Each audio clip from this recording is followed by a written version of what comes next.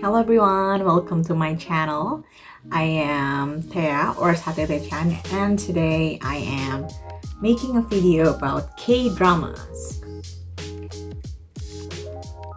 As I am making this video, a lot of people who have been watching the K-drama Love Next Door are angry due to the most recent development in the 8th episode of the drama, which involves an illness suffered by Seo-kyu, the main character in the series.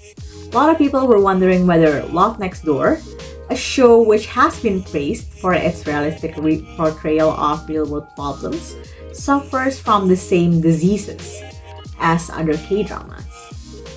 Now, what are these diseases?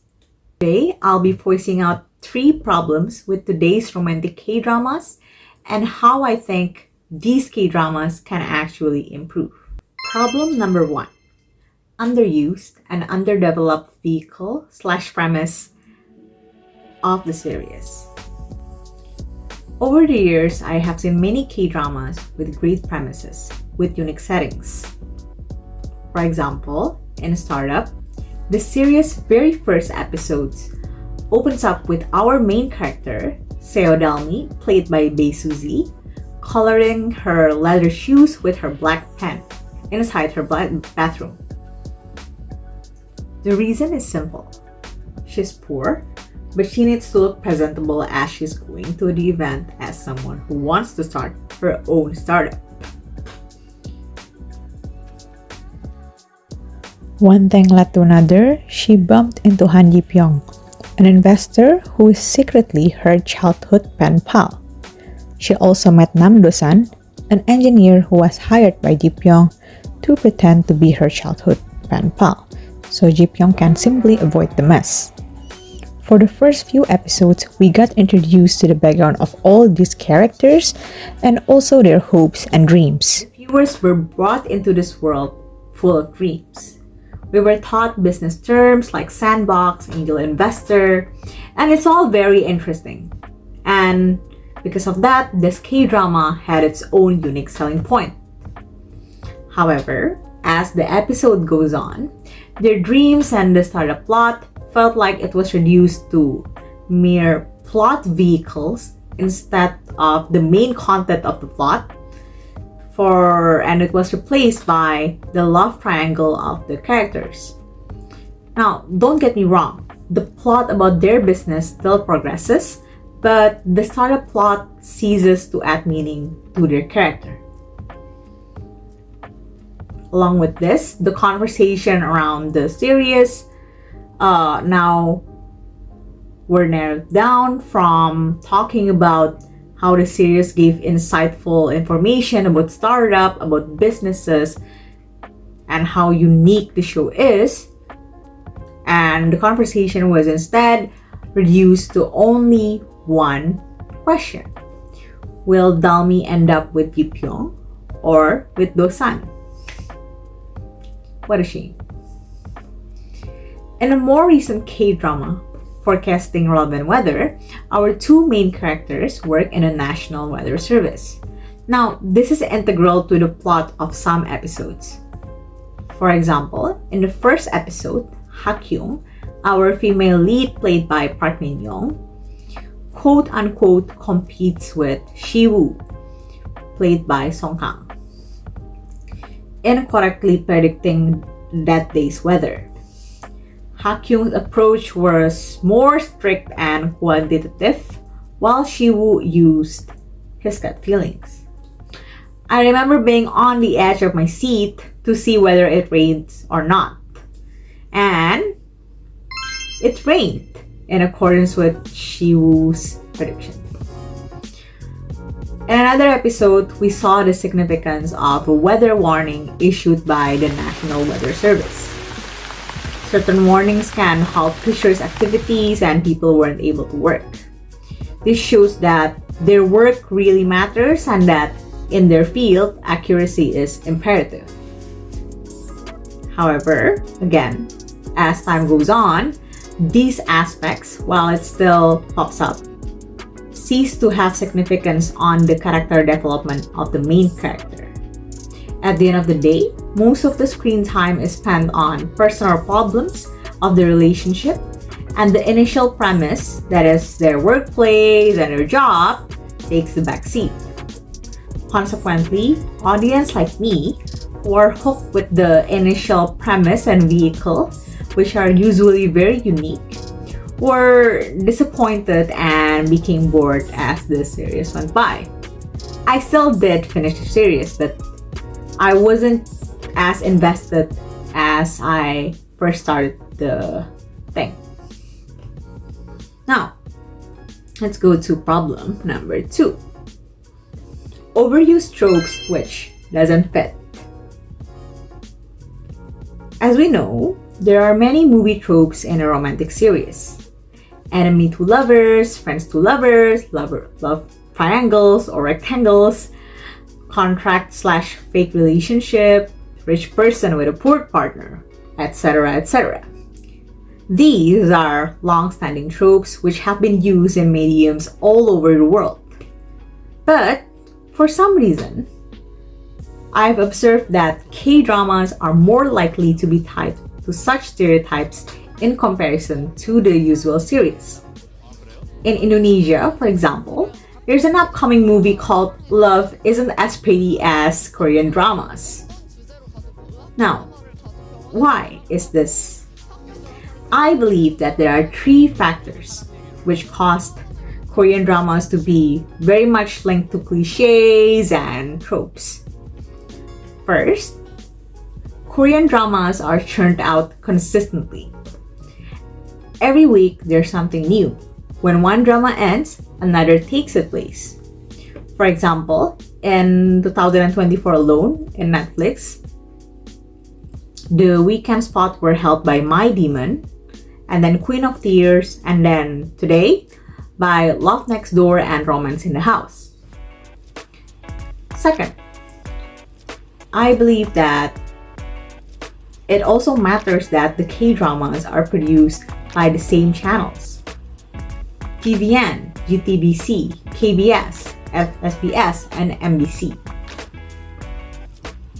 And last but not least, K-dramas, specifically romantic K-dramas, have consistent and same target audience every time. So for those who watches these romantic K-dramas regularly, like me, repeated patterns and tropes are more obvious than ever because we watch it regularly and we watch it often. So when something repeats so often, it's just obvious, you know? And when you overuse something plot-wise, it becomes tiring to watch, especially when you mix various tropes in one K-drama. Example, in Queen of Tears, the drama's initial premise was centered around several tropes. Rich girl, poor boy. One of the lovers are sick. However, despite these 2 tropes, the show remained attractive as it provided something unique. The main character, Hyun-woo and Hae-in, are already married. I don't think I've ever seen that in any K-drama, even until now. And so did other viewers. Hyun-woo and Hae-in are experiencing a lot of turbulence in their marriage. And when Hyun-woo wanted to divorce Hae-in, Hae-in revealed that she has a life-ending brain condition. Now, at this point in their relationship, Hyun-woo hates Hae-in because of many things. How her rich family looks down on him, Hae-in's cold treatment of him, and also their differing opinions about how to handle her failed pregnancy. So, he pretended to love Hae-in while chasing her inheritance in case that she soon dies. Talks about how to make million before grandma dies. If you know, you know. Of course, in this K-drama, somewhere along the way, he ends up falling in love with her. But that's not where the problem lies. Despite the charms of its main leads, Kim Ji-won and Kim Seo-hyun, people became sick of the plot. Halfway through the season, a plot twist occurred. Jiwon's family became poor and had to take refuge in Hyunwoo's family in their village. And at first, I was so excited for this. The dynamics got very mixed up, and I believe that the show really did needed a change. However, afterwards, they added a bunch of other tropes to the plot. And when I say a bunch, I really do mean a bunch. First, love triangle. The antagonist, which caused the downfall of Haein's family, is in love with Hein, causing a love triangle. Second, childhood encounters. Apparently, Haein had childhood encounters with both Hyunwoo and the antagonist of the series. Third, antagonistic third party. The third party who loves Haein is dangerous, and so Hyunwoo had to literally fight his way to protect Haein. There was even a part where before Haein went into surgery, the guy framed Hyunwoo to the police, and so Hyunwoo got arrested right before the surgery. And last but not least, the amnesia plot. You see, Haein's life-ending disease could be cured, but in exchange, she'll have amnesia after the surgery, and after the surgery, the third guy, the antagonist, popped up and claimed to be her husband, further complicating things. I cannot believe that I actually watched that series until the end. But I believe there are 2 points of attraction in Queen of Tears. First one is its famous A-list leads. Kim So-hyun is literally K-drama's it guy. He is the currently highest paying actor in South Korea, I believe. While Kim Ji-won is very famous for her versatility. So both of them are basically the creme de la creme. Creme de la creme. But you get what I mean. And second, the unique selling point of the initial plot and the potential of it. Most K-dramas involves couples who are not yet together. Yet this one tries to do the exact opposite. How can 2 people who have fallen out of love fall in love again? The writers had the chance to explore so many things. How 2 people who have decided to commit to one another can solve things out. And at the end of the day, the plot points which are integral to this idea remains unresolved. For example, the event that made Haein and Hyunwoo drift apart is the fact that they handled Haein's failed pregnancy differently. Haein wants to move on immediately because it's so hurtful for her. She wanted to immediately clean up the baby room.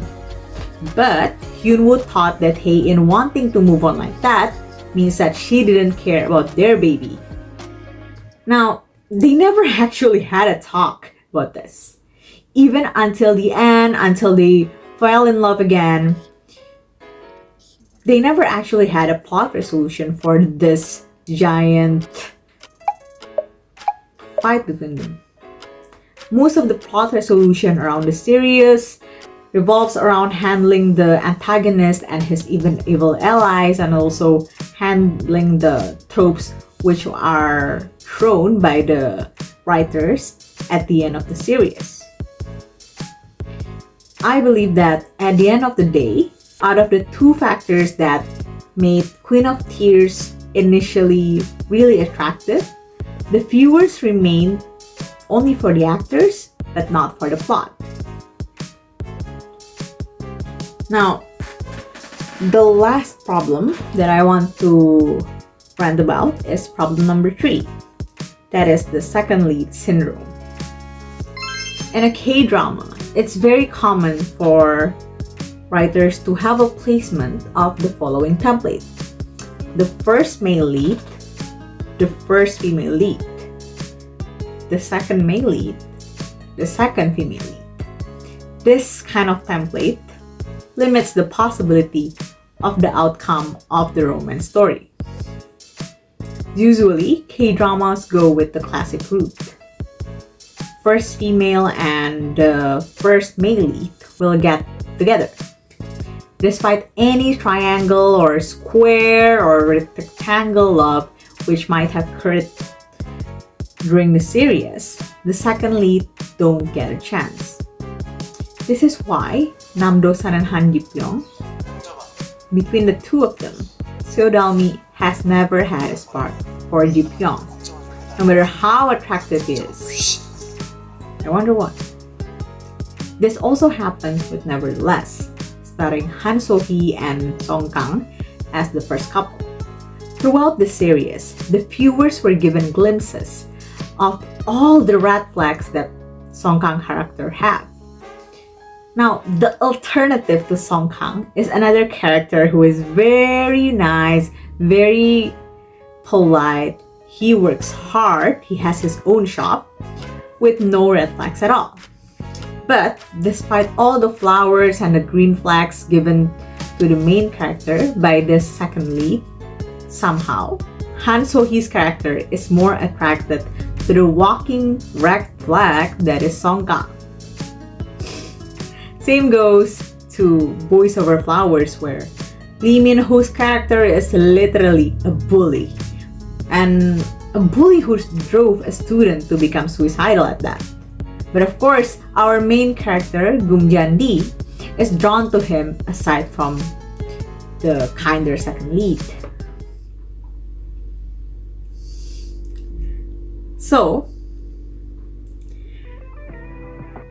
I believe that not every romantic K-drama is like this.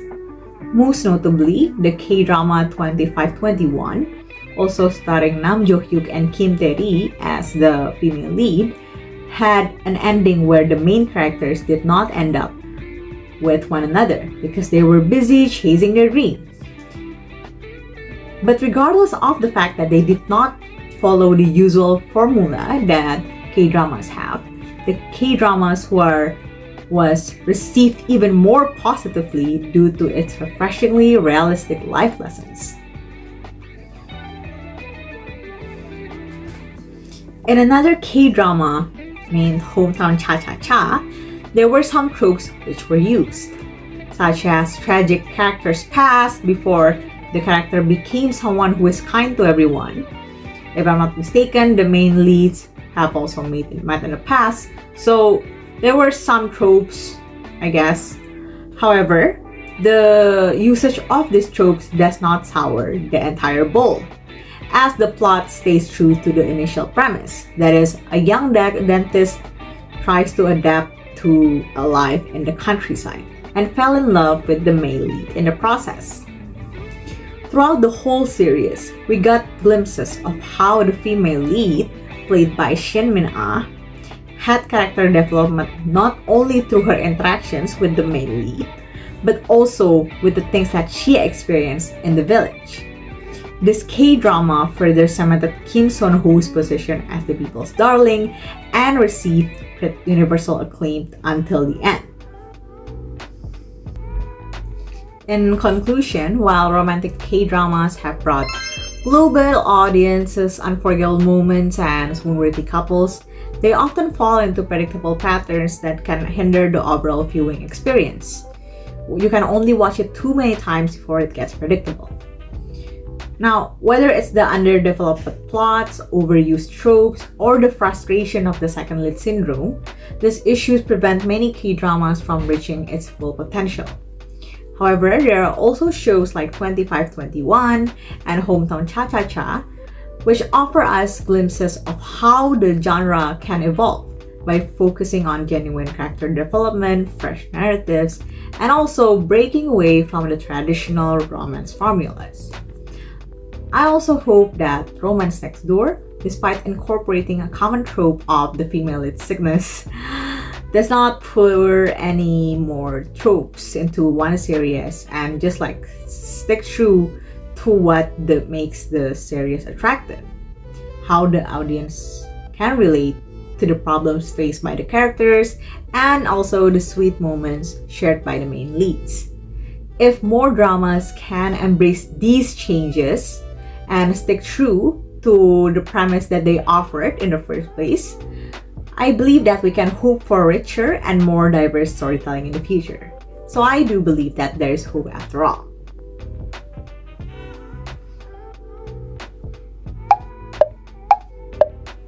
Thank you for listening to our channel, and I hope that you can pour in your own opinion in the comments.